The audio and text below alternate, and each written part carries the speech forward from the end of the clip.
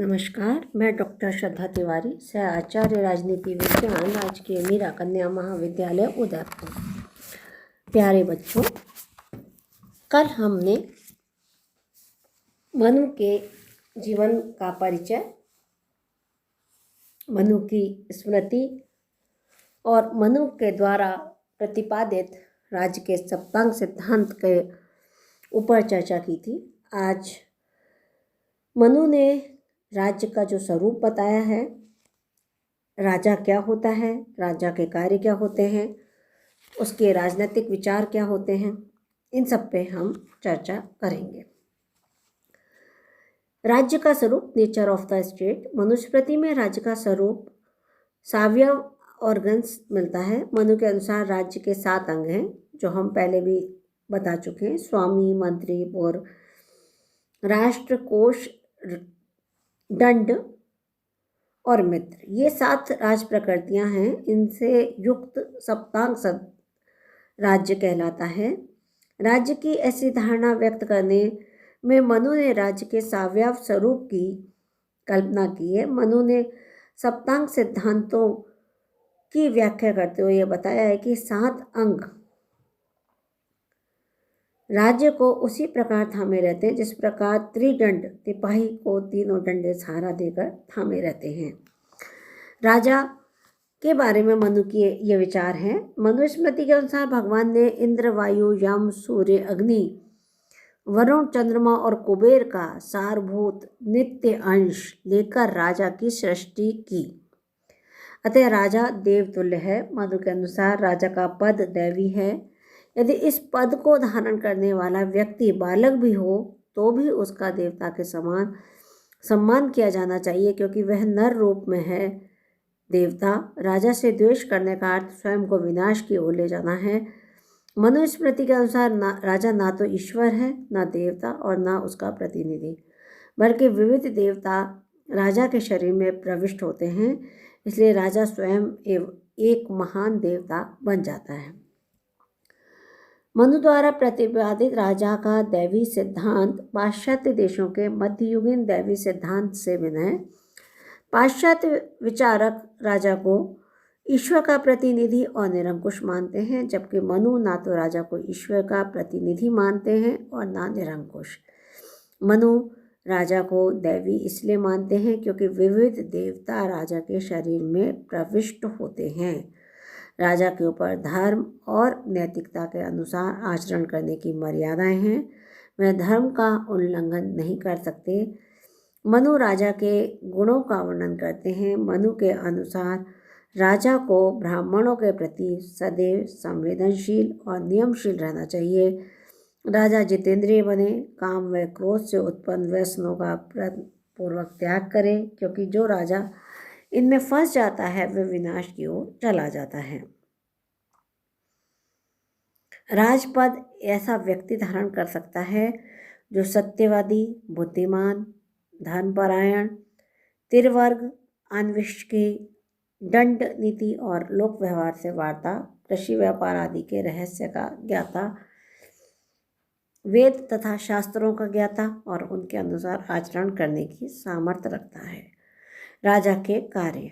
मनु ने राजा के कार्यों पर व्यापक रूप से प्रकाश डाला है, जिनमें प्रमुख हैं: पहला, राजा शस्त्र, धन, धान्य, सेना, जल आदि से परिपूर्ण पर्वतीय दुर्ग में हर प्रकार से सुरक्षित और सुविधापूर्ण मंडल में निवास करे। दूसरा, राजा स्वजातीय शुभ लक्षणों वाली श्रेष्ठ कुल में उत्पन्न तथा रूप एवं गुण के अनुसार युक्त स्त्री से विवाह करे। नंबर 3, राजा नियम पूर्वक यज्ञ आदि कराता रहे और ब्राह्मणों को धन दाने से दान करता रहे। नंबर 4, प्रजा से कर वसूल करने में राजा योग्य और विश्वस्त कर्मचारियों को नियुक्त करे। कर न्यायपूर्वक ले, प्रजा के प्रति पिता जैसा व्यवहार करे और ब्राह्मणों के प्रति निरंतर सेवा भाव रखे। नंबर 5, राज्य के विभिन्न कार्यों के लिए विभिन्न अध्यक्षों की नियुक्ति करे और राजा स्वयं उनके कार्यों का आवश्यकता अनुसार अवलोकन करे। राजा अप्राप्त को पाने की इच्छा करे, प्राप्त की बलपूर्वक यत्नपूर्वक रक्षा करे, रक्षा किए गए को बढ़ाए और बढ़ाए हुए को सत पात्रों में दान कर दे। नंबर 8, अपने सैन्य बल और पौरुष बल का राजा सदैव प्रदर्शन करते रहें। नेक्स्ट, राजा मंत्री के साथ सर्वदा निष्कपट व्यवहार करें। राजा कार्य और आवश्यकता अनुसार कठोर और मृदु व्यवहार करें आदि। मनु का यह निर्देश है कि प्रातःकाल, मध्याह्न और रात्रि में अपने कार्यक्रमों को पूर्ण करें। राजा मंत्री परिषद के बारे में अब हम चर्चा करेंगे। मनु का विचार है, शासन का सर्वोपरि लक्ष्य प्रजा की हित साधना है। राजा के कार्यों का क्षेत्र इतना विशाल है कि अकेला राजा उन्हें ठीक प्रकार से पूरा नहीं कर सकता। साथ ही अत्यधिक शक्ति से संपन्न होने के कारण राजा में स्वेच्छाचारिता बढ़ जाती है। इसलिए मनु ने राजा को राजकार्य में सहायता तथा परामर्श देने के लिए मंत्रियों की व्यवस्था की है। मंत्री परिषद शब्द मनुस्मृति में प्रयोग न करके सचिवान यानी बहुत से सचिव शब्द का प्रयोग किया गया है। मंत्रियों की नियुक्ति के संबंध में मनुस्मृति में लिखा गया है कि राजा वंश क्रमागत, शास्त्र ज्ञाता, शूरवीर, निशाना मारने वाला 7 या 8 मंत्रियों को नियुक्त करे। मनु ने परामर्श के महत्व को समझा और यह व्यवस्था दी कि राजा को शासन कार्य में मंत्रियों से एकांत में अलग अलग आवश्यकता अनुसार संयुक्त मंत्रणा करनी चाहिए। मंत्रियों के संबंध में भी मनु ने अनेक वांछनीय गुणों का उल्लेख किया है। शारीरिक, मानसिक, बौद्धिक एवं आचरिक गुणों के साथ साथ मंत्रियों को शास्त्रज्ञ, प्रशासनिक व्यवहार में कुशल, दृढ़ संकल्प, वीर, साहसी और कर्तव्यनिष्ठ होना चाहिए। तो बच्चों, ये सारे गुण हम राजा में जब देखते हैं तो निश्चित रूप से एक सुव्यवस्थित राज व्यवस्था हमारे सामने आती है, जो आज से वर्षों पूर्व मनु ने अपनी मनुस्मृति के माध्यम से हम तक पहुंचाई थी। मंत्री परिषद से मंत्रणा करना, उनके साथ में विचार विमर्श करना, उनको व्यक्तियों के साथ जोड़ना आदि सभी कार्यों पर मनु ने विशेष रूप से ध्यान दिया और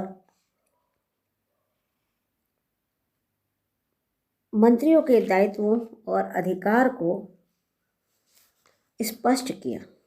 मंत्री परिषद की कार्य प्रणाली क्या हो, मनु ने प्राचीन ग्रंथों में वर्णित मंत्रणा को ही मंत्री परिषद की कार्यप्रणाली का मुख्य आधार बनाया। शासक का मंत्री के साथ गोपनीय विचार विमर्श, शासक का मंत्रियों के साथ सामूहिक विचार विमर्श, परिस्थितियों के अनुसार एक शासक दोनों ही प्रकार की मंत्रणा कर सकता है। मनु के अनुसार एक राजा को राज्य की महत्वपूर्ण व गंभीर जटिल समस्याओं पर मंत्री परिषद के सदस्यों से अलग अलग एकांत में गुप्त विचार विमर्श मंत्रणा करनी चाहिए। फिर भी सभी सदस्यों से विचार विमर्श के बाद स्वविवेक से निर्णय करना चाहिए। मनु ने एक राजा के लिए व सभी मंत्रियों के लिए मंत्र की गोपनीयता को राजा व राज्य की वैभवता की वृद्धि हेतु अनिवार्य माना है। मनु ने मंत्रणा का उचित स्थान व समय तथा उसकी आवश्यक परिस्थितियों का वर्णन किया है। मनु ने मंत्रणा की गोपनीयता के महत्व का वर्णन करते हुए कहा है कि जिस राजा की मंत्रणा को दूसरे लोग नहीं जानते, वह राजा कोशहीन होने पर भी संपूर्ण पृथ्वी का भोग करता है। मनु ने मंत्रणा की गोपनीयता की सुरक्षा हेतु एक उचित दशा, दिशा व पर्यावरण की अपेक्षा की है। मनु के शब्दों में मंत्रणा स्थल से मंत्रणा के समय बुद्धिहीन, मूक, बधिर, त्रियज्ञ योनि से उत्पन्न पक्षी, अत्यंत वृद्ध व्यक्ति, स्त्री सभी को हटा देना चाहिए। इस प्रकार हम ये देखते हैं कि राजा के राज्य कार्य, मंत्रिपरिषद के कार्य सभी व्यक्तियों के हित के लिए हैं। मंत्रिपरिषद के सभी मंत्री राजनीति का व्यावहारिक ज्ञान रखते हैं। वे सभी मामलों में दक्ष और कुशल हैं और अपने कार्यों का संपादन बड़ी ही प्रभावशीलता से करते हैं। उनकी योग्यता व कुशलता के आधार पर परीक्षण किया जाता है। अतः योग्यता, कुशलता, वंश परंपरा, दक्षता, बुद्धि व विवेक तथा गंभीरता के साथ साथ प्रत्येक मंत्री में दूरदर्शिता रहती है, जिनका लक्ष्य राज्य की सुरक्षा, जनता की सुरक्षा व कल्याण करना होता है। इसके बाद में हम मनु की परराष्ट्र नीति पर चर्चा करेंगे। आज के व्याख्यान में इतना ही।